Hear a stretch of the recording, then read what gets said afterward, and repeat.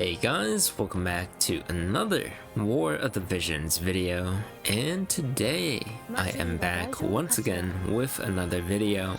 I'm not dead, just been a bit busy, but I just wanted to get this video out there today just because I wanted to share my thoughts on the Google Play Games emulator, I suppose.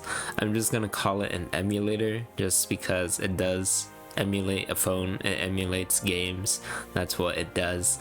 But War of the Visions is on here, thankfully.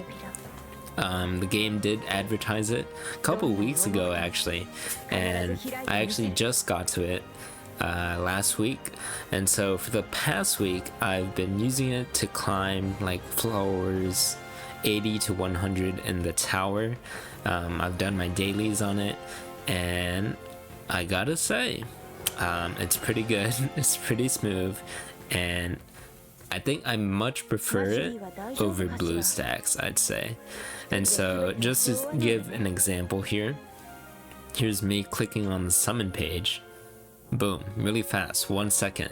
If it was like any other emulator, that would take about like 10 seconds or more. And that really got me impressed with this emulator. So far it's just been really buttery smooth. It's crashed me a couple of times honestly, but that was because I was mostly idle on the game. Like I wasn't doing anything, I was AFK. Like after I finished throwing my units at tower, maybe they sat there for like 2 to 3 minutes and then it crashed on me, right? And that happened for about like 5 to 6 times, but mostly this emulator has been pretty smooth and I've been really impressed with it. And yeah, that's all I have to say. I think I much prefer it over BlueStacks, and it's really smooth. And so those are the positives, I suppose. And as for the negatives, I guess the only few negatives is like you have to turn on Hyper-V. I was one of those types of people who are like, oh, I don't want to turn on Hyper-V, but why did I throw my fire team into a water team? I just realized that. But anyways, I was like one of the people who were like, oh, I don't want to turn on Hyper-V for BlueStacks, right? But to play this Google Play's emulator, you do have to turn on Hyper-V. And I haven't noticed any difference with my computer whatsoever. I still play my games pretty regularly. I don't think it increased any type of load on my computer whatsoever. I want that somehow. But yeah, I really don't notice any difference with Hyper-V on. I guess another negative for this is that there's no video summons if you like to do video summons, which means there's no offer wall as well if you do offer wall. It's closed right now still. And other than that, there's no multi-clicker for you raid or multi-room auto-clickers out there.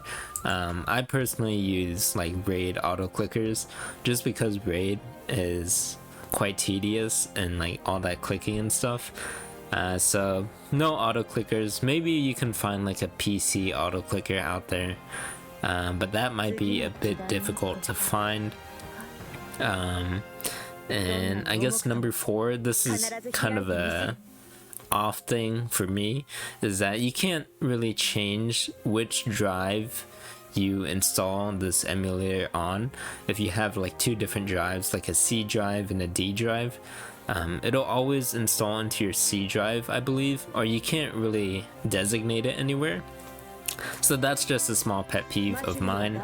But other than those 4 negatives, I'd say this like Google Play's game emulator is pretty worth it. I'd say it's a lot better than BlueStacks, a lot better than any other emulator. It runs really smooth. Oh yeah, and I guess another negative is that if you play any other gacha games, maybe like Blue Archive or something, it's not on here. this emulator does have a select few of games. Arknights is on here if you do play Arknights as well, but some games aren't on here. But yeah, that's really it for this emulator. Going forward, I will most likely be doing my videos on this emulator just because it's so smooth, and the chances for crashing is about like, what, 10% maybe, 5%. And yeah, those are just my thoughts on the simulator, and I just wanted to get this video out there. The anniversary is coming up soon.